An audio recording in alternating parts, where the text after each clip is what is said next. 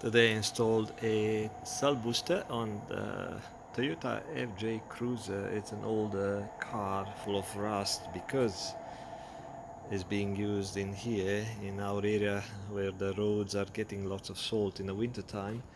And I'll show you how I installed this foldable antenna. Uh, I had a long discussion with the customer where I should install this thing.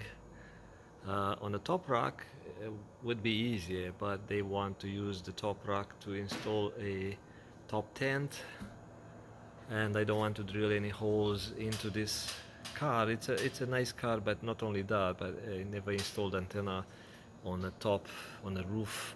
And I don't drill holes on the roofs because I've seen people doing that, and a couple of years later the roof is leaking.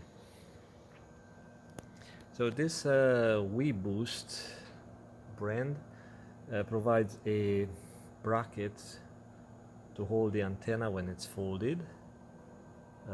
When the guy goes in the parking lot, in the garage somewhere, and it's not very good quality plastic, but yeah, it still works.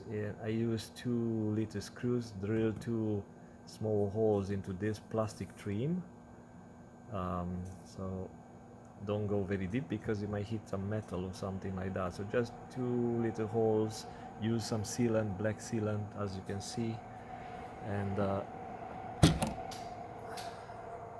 by pulling it goes up. Oopsie, I went all the way, and it locks in place. Stainless steel screws. I use some thread locker. Even they have these lock washers, and I left a little loop here.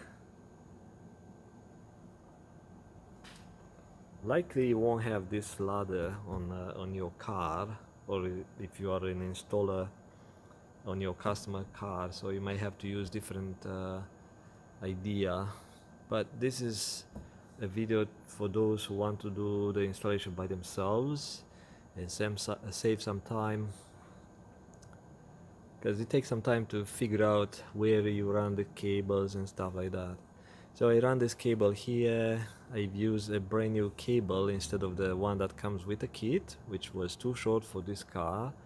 So longer cable, install the SMA connector and shrink tube, and I run it through the back window. I'm going to show you how I did it. The cable comes through this gasket, which it's a good sealant. It won't leak. I have an antenna on top of my truck and never had leaks problem with my gasket, so it's pretty soft and is molding around this cable, and it goes inside the trim. So in order to take this trim out, you need to pop out these 2 caps, use a Phillips screwdriver, take the 2 screws out, and here are a couple of clips at the bottom.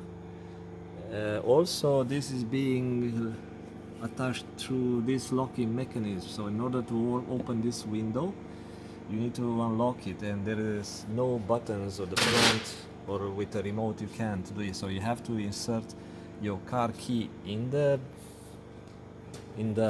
lock right here, turn it a bit, and it will unlock. You will hear this little servo motor here that will unlock it.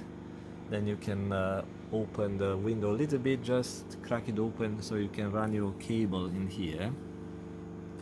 Then here it's a plastic film that you need to peel it off a little bit and put it back on. It's they use some sort of a rubber sticky material, so you need to put that film back. I've seen people not install it back, and the dust get in, noisy, moisture, so it's not good. You put it back, and so run the cable inside and then run through this gasket, and I run it inside. So you pull this one out and cable goes somewhere inside, so it's not hanging.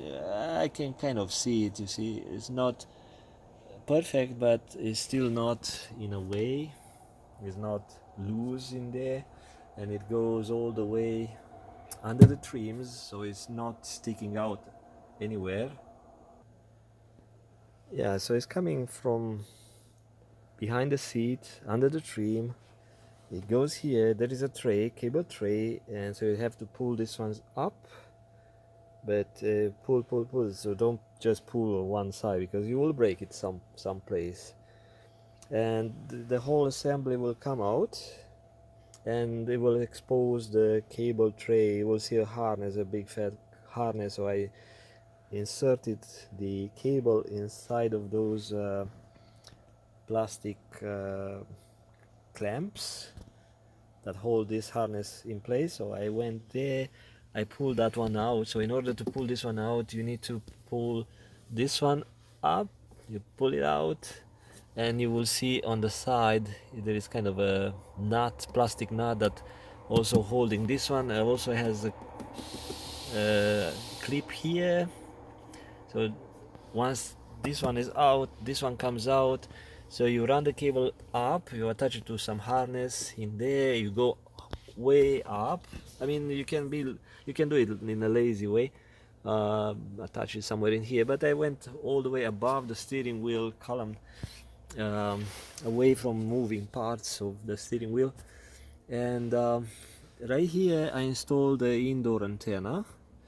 I mean, sometimes I install it on the trims, on the top, on the ceiling, but for this particular one I thought maybe it's just one guy going off-roading, and I installed this one here. And oopsie, good thing that I pushed it, so I have to stick it back. This is the sticky tape that comes from the manufacturer. Is not a 3M red type. This is a cheap stuff probably. Even I used the alcohol, still did not stick it. As interesting. So I left a bundle somewhere in here in case I have to move it, and then I run the both cable, the indoor antenna and the outdoor, the coaxial, in across to the booster. Here it's the passenger side. I came with a cable from there. I left the power cable bundle here. I thought to install a switch, but he said he's okay to have this one plugged into the cigarette lighter.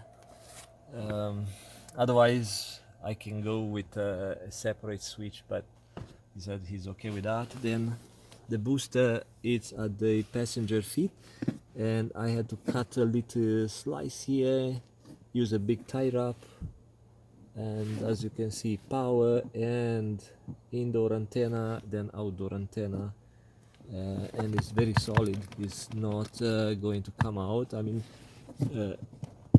this is not a spot where the passenger is going to hit with the boots.